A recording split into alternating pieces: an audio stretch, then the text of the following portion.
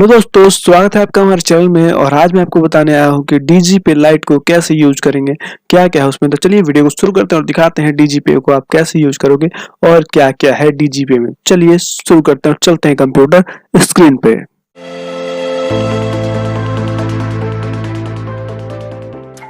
तो सिंपली आपको यहाँ अपना आईडी और पासवर्ड को डाल देना है और पासवर्ड को डालने के बाद साइन इन पे क्लिक करना है।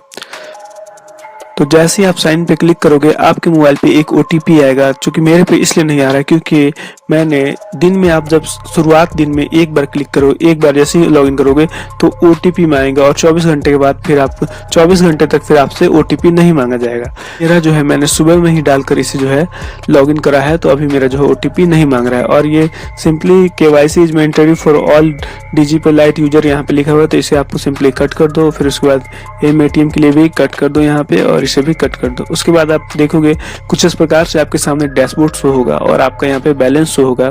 जो भी आप निकालोगे पैसा वो आपको यहाँ पे शो करेगा।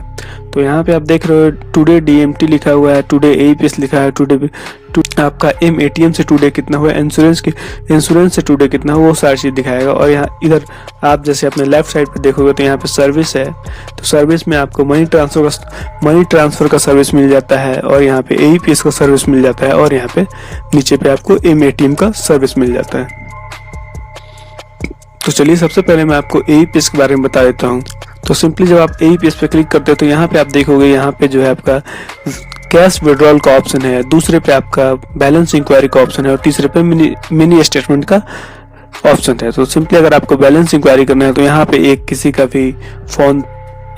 का भी मोबाइल नंबर डाल दो, जो भी आपका कस्टमर है उनका मोबाइल नंबर उनसे पूछकर डाल दो, और उसके बाद आप सिंपली फिर उसके बाद उसका जो भी आधार नंबर है वो भर देना।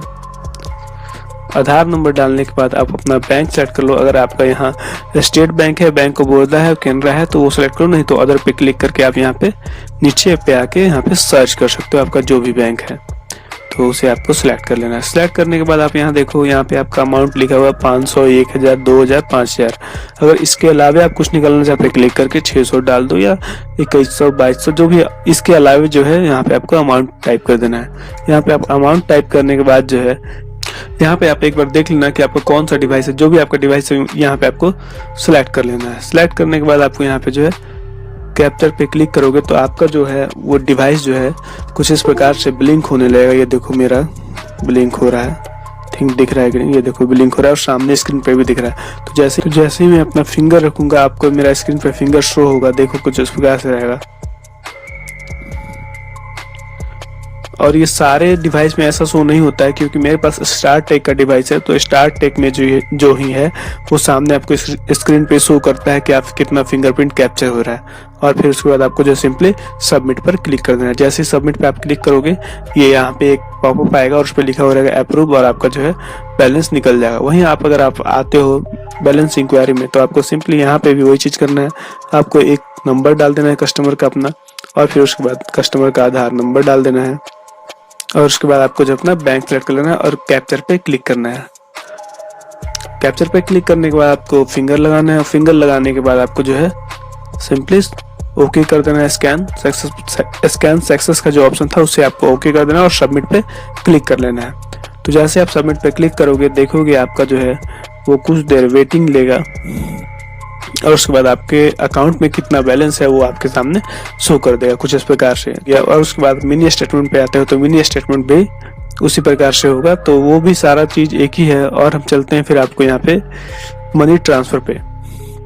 तो आप यहाँ पे देखो मनी ट्रांसफर के लिए आपको सबसे पहले सेंडर का मोबाइल नंबर डालना होगा, मतलब कि जो भी सेंड कर रहा है आदमी, जो पैसा भेज रहा है उसका मोबाइल नंबर डालना होगा।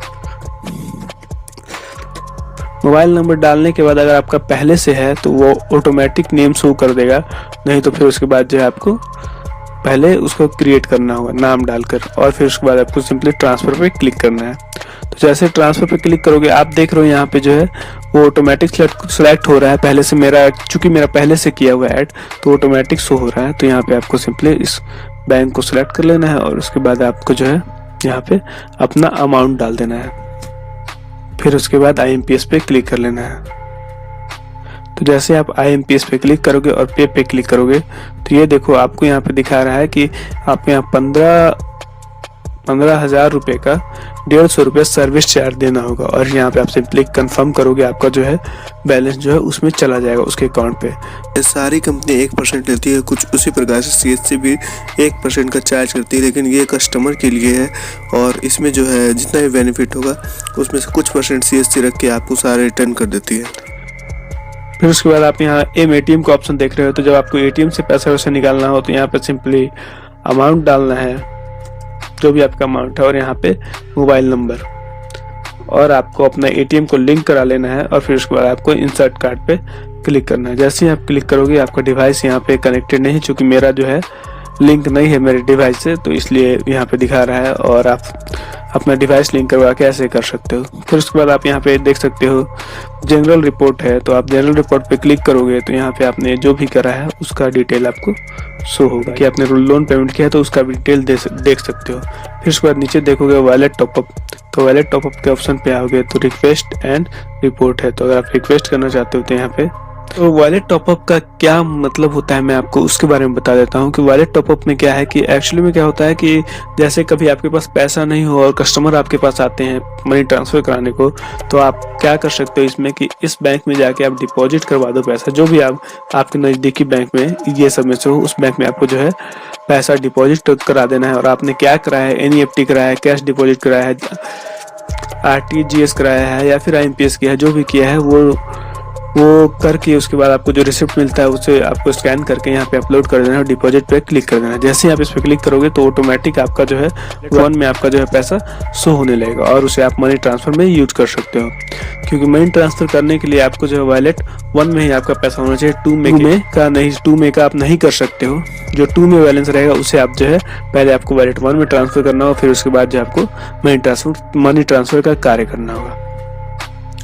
तो फिर नीचे आप देखोगे कैश आउट का ऑप्शन है, तो यहाँ पे आप सिंपली कैश आउट पे क्लिक करोगे। तो जैसे आप कैश आउट पे आते हो तो कैश आउट पे आने के बाद आप देखोगे कि यहाँ पे आपको बैंक अकाउंट का डिटेल मिलता है। यहाँ पे आपको जो अमाउंट डालना है, कितना आप ट्रांसफर करना चाहते हो, तो वो सारा अमाउंट डाल दो आप जितना भी है। और यहाँ पे आपको जो है अपना बैंक डिटेल को सिलेक्ट करके यहाँ पे जैसे अपना बैंक डिटेल सेलेक्ट कर लिया और यहाँ पे जो आपको प्रोसीड पे क्लिक कर देना है। और अगर आपका मान लो बैंक अकाउंट नहीं है तो यहाँ से आप अपना बैंक अकाउंट ऐड कर लेना और उसके बाद कर सकते पैसे अपने बैंक में जितना भी आपने निकाला है APS से कैश विड्रॉल करा है उसे जो है आप अपने बैंक में प्राप्त कर पाओगे। और अगर आपको मान लो वॉलेट ट्रांसफर, इसका मतलब ये है कि आप जो है अगर मान लो आपके 2 में जो बैलेंस है उसे आप अपने 1 में करना चाहते हो और किसी का मनी ट्रांसफर करना चाहते हो, तो उस दौरान आपको इसमें जितना आपके अकाउंट में जितना पैसा है, मान लो आप जितना ट्रांसफर करना चाहते हो उसे यहाँ डाल लेना और वॉलेट 1 में ट्रांसफर कर लेना और उसके बाद जो है आप मनी ट्रांसफर का कार्य कर पाओगे। यहाँ पे टॉक टू अस का ऑप्शन देख रहे हो दूसरे वाले ऑप्शन पे, तो यहाँ आपको जो है आपका जो भी प्रॉब्लम है उसे सॉल्व किया जाएगा मैसेज द्वारा या फिर जो भी है। और यहाँ हेल्प एंड सपोर्ट टीम है। यहाँ पे आप नीचे पे आओगे तो आप देखोगे डाउनलोड ATM ड्राइव, मतलब कि जो है आपका जो ATM मशीन होगा उसको आप जो है उसका ड्राइवर को डाउनलोड करके आप अपने सिस्टम में चला सकते हो और उसे आपको अपने सिस्टम से कनेक्ट करके ATM से पैसा निकाल सकते हो। और उसके नीचे आप देखोगे कि यहाँ पे लिखा हुआ है ओपन डीमेट अकाउंट, तो आप यहाँ इससे ओपन डीमेट अकाउंट भी खोल सकते हो। तो मैं अभी DigiPay के बारे में बात कर रहा हूँ, तो DigiPay के बारे में ही बताऊंगा। और यहाँ पे आप देखोगे KYC अप्रूव्ड लिखा हुआ है, यानी कि मेरा जो KYC जो मैंने स्टार्टिंग में करा था वो मेरा अप्रूव है। सबसे शुरू में आपको जो है DigiPay का KYC ही करना होता है। अगर KYC पेंडिंग है तब भी आप कार्य कर सकते हो।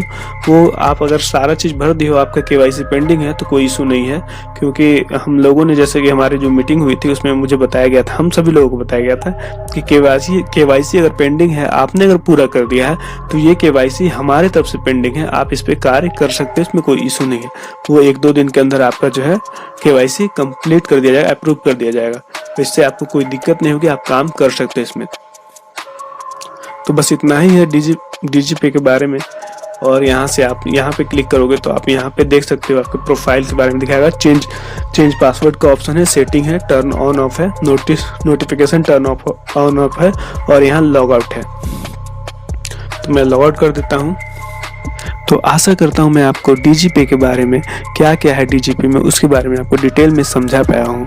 और आपको समझ में आता है तो हमारे चैनल को सब्सक्राइब करें, हमारे वीडियो को लाइक करें और बस इतना ही था। तब तक के लिए मिलते हैं नेक्स्ट वीडियो में, तब तक के लिए बाय बाय, जय हिंद, जय भारत।